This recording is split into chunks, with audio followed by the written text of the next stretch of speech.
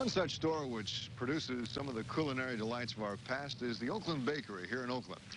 This little bakery still puts out a daily issue of fresh goods using basically the same ingredients and methods they did 25 years ago.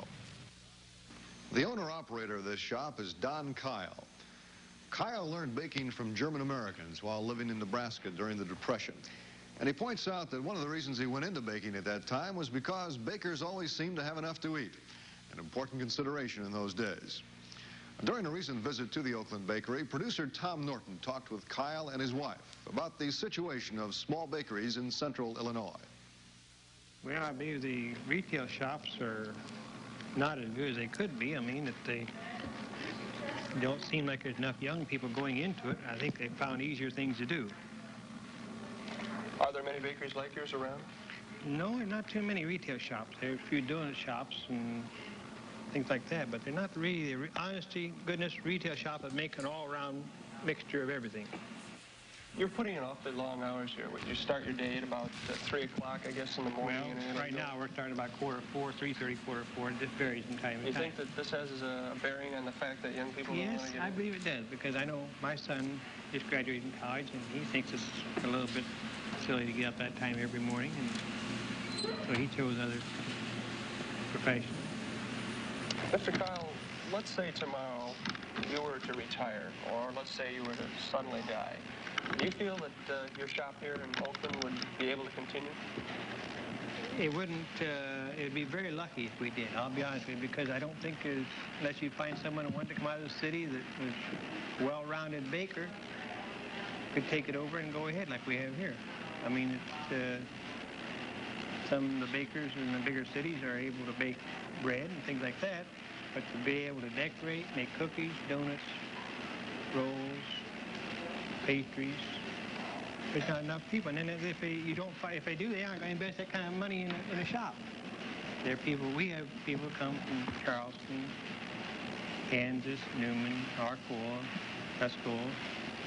They don't come every day, but they come periodically and they call on the phone. That's what keeps us, we're able to survive. If they had bakery there, it might not be able to, like I say, it might not be able to do it. Well, what is it about the goods here that makes people come, from so far? Well, I guess when your answer to that, I'd say that possibly they are satisfied, they like it, or they wouldn't come back. You think it's the quality of the goods, or we the idea of coming to a little bakery shop like this? But we think we have quality, and we have something unusual. Like our Easter, now we're going to have some little rabbits there. They're cut-out cookies. There are not too many people make the cut-out. Too many bakeries, or even the grocery store that have a baking shop, make these cookies of Easter and shamrocks and things like that. We just don't have them. The boxing and delivering of the Oakland Bakery's specialty item, wedding cakes, is one of the unusual things this small business must provide its customers if it expects to continue operation. On the Sunday morning we visited the Kyles, they were delivering one of the cakes to a church in Charleston, some 20 miles from Oakland. Kyle says the people seem to like the extra attention he gives to the baking and delivery of his cakes, even though he charges them extra for the service. Nor does it seem to bother either of the Kyles that such a practice almost guarantees them a 7-day work week every week. Norton asked Mrs. Jenny Kyle what it's like being the wife of a small retail baker. Well, I have been with my husband now, so it'll be 25 years in the same bakery, same place here, and we have, I have enjoyed it. The hours have been long, but I've met a lot of interesting people. And the business has been good to us. It really has. But any place, I think today you do have to work if you're going to accomplish anything. Now, your husband says that once he's finished here, this is the end of the Oakland Bakery for all intents and purposes. How does this strike you? You've put in the better years of your life in this little shop.